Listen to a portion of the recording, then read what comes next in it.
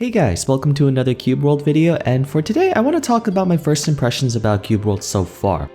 Now, I want to first make a disclaimer that this video is not a criticism nor praise video. I'd like to think of it as more of an observation one where I just talk about what I've seen so far and how I feel about it. So I've played Cube World for roughly 6 hours total before making it, which I believe is a fair amount of gameplay for a first impressions video. I understand there are people who have already clocked over 24 hours even though it's been only about 32 since the game came out, but there's been a lot of controversy and I guess mixed responses surrounding some of Wollay's decisions to change the essential experience of Cube World. The essential experience is a game design term. It's basically what kind of, experience you want to expect from a game. You look at a traditional Pokemon game, you catch Pokemon, you train them up, use them to beat up other Pokemon. Simple. It's sort of like the brand image for a video game if we want to look at it that way. Cube World Beta is almost nothing like Cube World Alpha. In fact, I feel like Wollay's completely reinvented the game. First thing I noticed immediately upon joining is that Wollay removed the EXP bar and skill tab completely from the game, which is what angered a lot of players, but to my knowledge, I was told you still can level up, it's just not until much later, and I do think you have to get some specific item to get it, which I think those are artifacts, but those come after you get more established into the game. Every class also comes with all of their skills already unlocked in some way, shape, or form. I obviously got Rogue and switched from Assassin to Ninja, and I gotta say I actually like the way Wollay reshaped our class's playstyle, because before you were basically a melee class that focused on dodging, and now you're like half and half. My favorite thing so far is that one of the skills lets you Naruto run and do giant somersaults in the air, which is cool, and then Ninjutsu turns you into a ranged class where you can throw Shuriken, which feels more ninja-like to me than before. I think it's hard to say because I actually didn't like the skill system Wollay had in place before, since it wasn't until level 10 where you could actually unlock all of your skills, and then after that, having to work on other skills like climbing, pet riding, sailing, hang gliding, it felt like a very huge slog for very little gain. And to have all of your skills at the very beginning, I think it's not as bad a change as people think. Though I do still believe that it wasn't the best idea for Wollay to completely gut the entire skill tree, because I did enjoy Cube World's MMO style feel where you could get to choose which methods you wanted to prioritize, but honestly I just spammed hang glider so the others were a bit meh. So I think taking it out completely maybe wasn't the best idea. He could have continued to revamp it and try doing different things with the skill tree, but I don't know yet. Going forward though, another thing that was immediately brought to my attention was the difficulty of mobs significantly increasing because you could be a brand new player running close to 4-star and 5-star enemies, which is the new rating system for strength of a target by the way. Many players were furious about it. I don't really mind. It's mostly just because I played MapleStory for a long time and there were places near beginner areas where some monsters were 50 levels higher than you for no reason, such as the Iron Hog and Pig Beach, so I actually think it's okay to keep those there. Besides, these enemies look like they're indigenous to a specific area. For example, Rocklings, which are 3-star units, tend to chill near mountains or craggy areas, so I'm pretty sure the placement of these enemies is intentional and you just gotta find the right areas to go farm. The game definitely feels a lot more enjoyable to look at though, that's for sure. Previously in the alpha, it was really mundane since every area felt the same over and over again, but exploring throughout even one biome in the new beta, there's so much you can do. So many new areas to explore, tons of quests and dungeons to locate, and it feels like you're playing an actual full-blown RPG. But probably the most controversial decision Wollay has done is make almost all equipment region locked, which pissed off so many players. I'm not sure how accurate this information is, but some people have been saying that if you 100% an area, then your gear loses its region lock and you can then use it without suffering completely diminished effects outside of that specific area. But I did hear later on that that was debunked, so we might need an official statement later on. See, I can kind of understand the good and bad behind this. There's a lot of players who are vehemently against region locked equipment because it just feels like the game is essentially forcing us to stay in a certain area and not move beyond that until we finish, provided the claim that you can take region locked equipment outside of the area once you 100% it is true. The good in this comes from the fact that you're encouraged or almost required to take the scenic route and go see everything there is to see, which I actually don't think is that bad. Like I said before, there are a ton more biomes and eye candy that exploration doesn't feel like looking at the same mountain over and over again. The bad in this is that it also inadvertently discourages you from exploring the game, since you have to stay in a single place until you either complete it or get bored and move on to another one.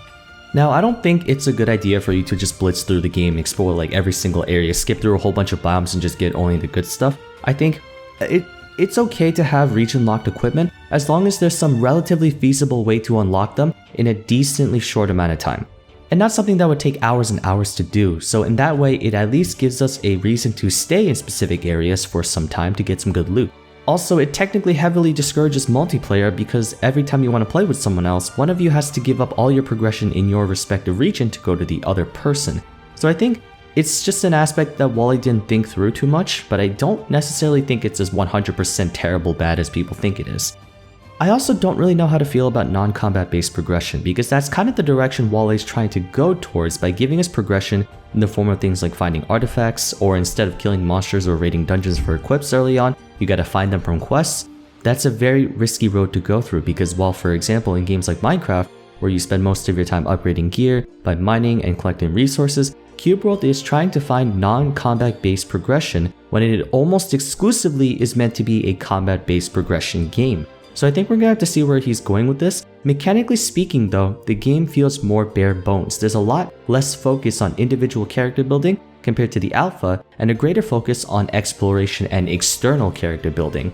But I think Wollay took it a little too far in that direction. In other words, it was mostly just a case of trying to fix something that wasn't necessarily broken. What I thought Cube World lacked in the alpha was its scarcity of content. There was nothing to do in the game, essentially. From a systematic, mechanical standpoint, like combat, skills, character building and stuff, it was perfectly fine. In fact, I think it was very good for how simple the game was. I just wanted more quests, new areas, more dungeons and stuff, which he teased us. He showed us all of that stuff in the Twitter posts, and then it made me really excited that he would be able to cover all the loose ends that he put into the game at the beginning.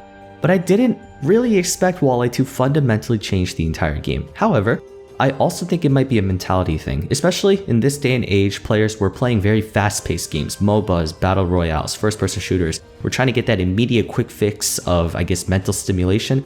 Players nowadays are trying too hard to beat games quickly, like going full force and trying to get the best gear possible and best stats and level up fast and in as short a time as possible. We try to go for the most efficient tactic available. That's what the meta is. So to speak, I can empathize with the players being frustrated, since to them and to myself as well, fun has basically become synonymous with progression. So if you haven't made any progress, you're not really having fun, basically. That being said, I don't think the way the community has been handling it is appropriate. There's a sheer amount of toxicity I've noticed running rampant on Steam, in forums, on the Discord server, and I don't think that raging about it is the right way to go. Some of the stuff that he put into the game is awesome so far, and a few things that maybe could have been left as is. While I've only played 6 hours so far, and there are others who've played like well over 24 by now, I'm sure, none of us have played the game enough to get a good idea of what has gone right and what has gone wrong, at least completely. So I think we should be a little patient and do our best to offer some constructive feedback and criticism, and not just complain about how terrible the game is now, because all that does is just ruin the mood for everyone else. Give it time. Remember, we're still technically in closed beta, so stuff can change. Maybe not drastically over the next week, but Wollay's already giving us a new patch, so maybe we can expect changes in the future. I think we jumped to conclusions a little too quickly. There's stuff that I don't think was a good idea for the game to have, or to not have rather, and there's stuff that I feel like was an awesome addition to the game. But we need to be patient. I feel that we're just going a little too ham right now, so anyone in the community who is extremely upset about the game, just give it a bit more time, you know what I mean? Anyway, that's what I feel like is happening right now with Cube World. I still think it's a very fun game, and I'm definitely going to keep playing it. Of course, there is a lot that Wollay could continue to improve on. This game is far from a 10 out of 10, but at the same time, I think it's important to tolerate the growing pains, since this game has been, remember, in 6 years of inactive development. So during that time, zero playtesting, zero focus group, zero there's very little feedback that we've been able to provide Wollay, because for 6 years of him adding new stuff into the game, almost never, besides him and his wife, no one else has been able to playtest the game and offer him feedback. So I think we have to understand the context of this game. There's bound to be a few kinks here and there, because it's been a full 6 years since anyone's ever actually played any of his new patches. But hope you guys found this a bit interesting, and I'd love to hear your thoughts in the comment section down below. If you enjoyed though, rating would be much appreciated, and stay tuned for more Cube World content. But until then, thank you so much for watching, and I'll see you again soon in the next video. Take care.